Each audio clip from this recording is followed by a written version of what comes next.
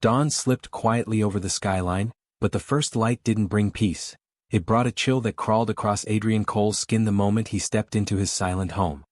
His steps wavered as he closed the door behind him, still carrying the faint trace of a night he wished he could erase.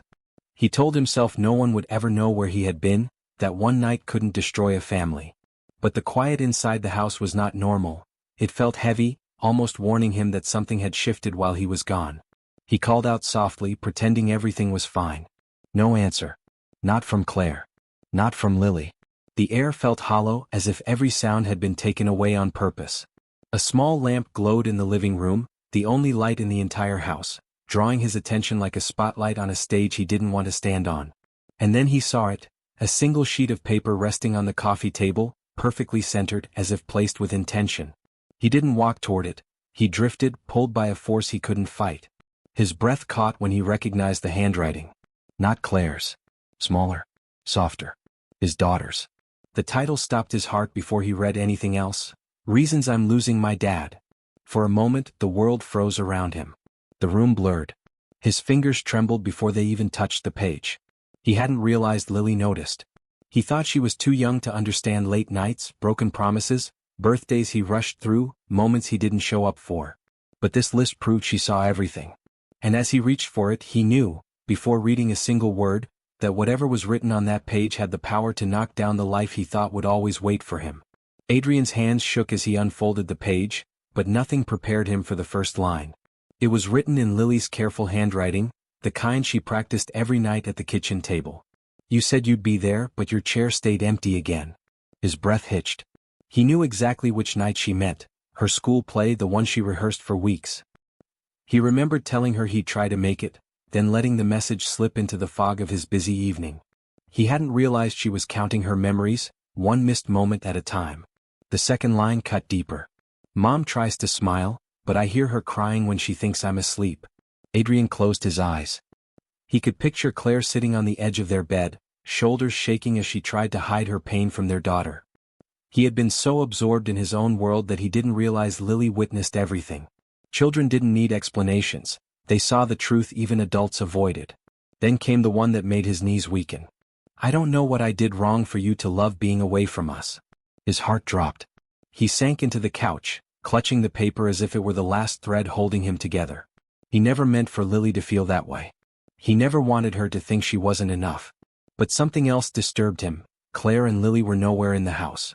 Their shoes were gone from the entryway. Lily's favorite scarf was missing. The closet in the hallway was half empty. This wasn't a moment of anger. This was a decision. A quiet, painful decision made after too many disappointments. A single question echoed through his mind, louder than anything else. Were they gone for good?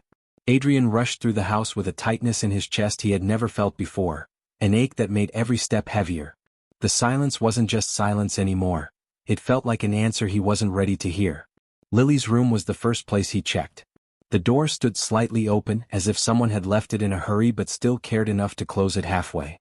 Her bed was neatly made, too neatly, not like an 8-year-old's usual messy blankets.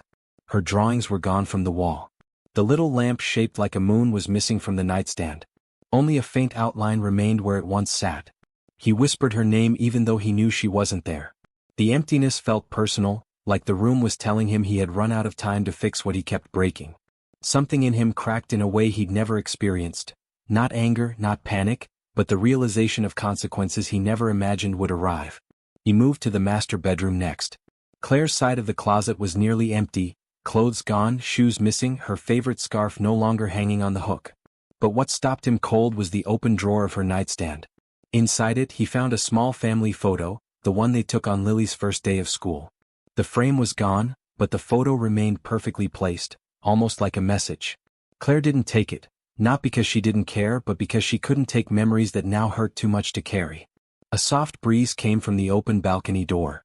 Adrian stepped outside, the cool morning air hitting him like a reminder of how far he'd fallen from the man he used to be.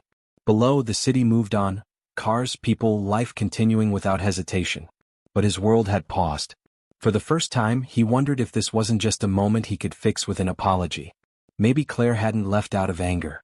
Maybe she left out of protection. For herself, for Lily, for the pieces of their hearts he kept stepping on without noticing. And as that truth settled in, a chilling thought struck him. He had no idea where they went. And even worse, he didn't know if they wanted him to find them.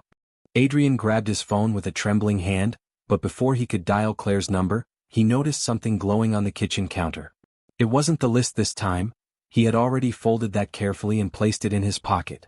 This was something else. Something he had overlooked in his panic.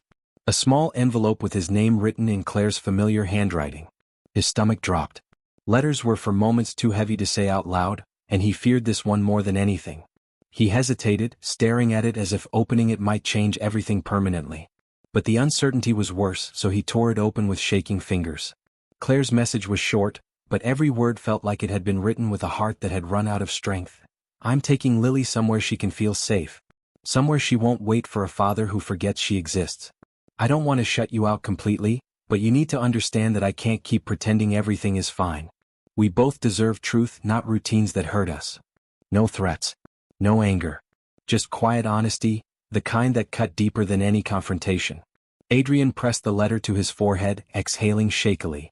He had never seen Claire speak with this clarity. He always thought her silence meant forgiveness, but now he realized it had been exhaustion. He walked through the house once more, seeing it differently this time. It wasn't a home, it was a place filled with the echoes of promises he hadn't kept. He reached Lily's room again and sat on the edge of her bed, careful not to disturb the neatness she left behind. He imagined her tiny hands folding the blanket, trying to make leaving look less painful. His phone buzzed suddenly, startling him. A message. For a second, hope flared. Maybe Claire had changed her mind. Maybe she wanted to talk. But the sender wasn't her. It was Lily's school. Lily was absent today. Please confirm she is safe. It felt like the world narrowed into a single terrifying question. If Claire didn't want to shut him out completely, why hadn't she told him where they went? Adrian stared at the school's message, feeling a cold rush sweep through him. If they weren't at school, if they weren't home, then where were they sleeping last night? The thought alone shook him. Claire was careful, thoughtful, she would never put Lily at risk. But she was also hurting, and hurt could make even the most gentle person retreat into places he no longer had access to. He grabbed his jacket and headed out the door, moving with a determination he hadn't felt in years. The elevator ride felt suffocating, every floor a reminder of how many chances he had wasted. By the time he reached the lobby, his pulse was pounding in his ears.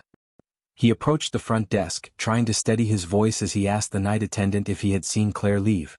The attendant paused, brows lifting with recognition. She left early, he said. Really early. She looked tired. But calm. She had a suitcase and her daughter with her. Tired but calm. That was Claire in a sentence. Falling apart quietly, holding herself together for Lily. Adrian stepped outside into the cool morning air. The city felt too big, too loud, too indifferent to the storm in his chest. He scanned the street as if he might somehow spot them walking in the distance. But Manhattan swallowed people too easily. Once someone wanted to disappear, they vanished into crowds without leaving a trace.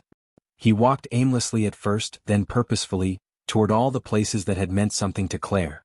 The little cafe where she used to read while Lily colored. The bookstore she loved, its windows still dark at this hour.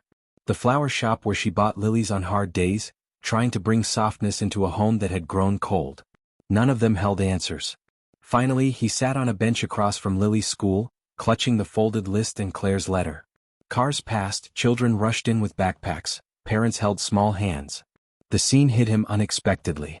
This could have been him. Walking Lily to school. Fixing her hair. Laughing with her. But he had given those simple moments away, trading them for deadlines, events, excuses. His eyes burned, but he blinked the sting away.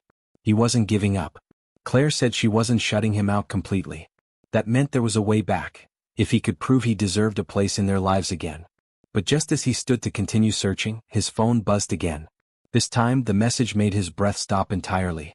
Claire had sent her location. Just 3 words followed. If you care, come. Adrian froze on the sidewalk, staring at Claire's message as if it were a lifeline thrown to a drowning man. Her location wasn't a hotel, not a friend's apartment. Nothing he expected. It was a small address across the river, far from the noise of Manhattan. A quiet neighborhood he hadn't visited in years. His heart hammered against his ribs as he hurried toward the nearest cab, repeating the message in his mind. If you care, come. It wasn't forgiveness. It wasn't anger. It was a crossroads, and he knew it. The ride felt endless. Every passing street showed him a version of life he never appreciated. Families heading to school, people walking dogs, children laughing on their way to the park. All the simple things he had never made time for. He pressed his forehead against the window, clutching the list in his hand. Lily's words burned through him. They weren't accusations, they were truths he had ignored. And Claire's letter wasn't a goodbye. It was a final chance to become the man he once promised to be. When the cab stopped, he stepped out slowly. Claire stood outside a small, modest apartment building, holding Lily's hand.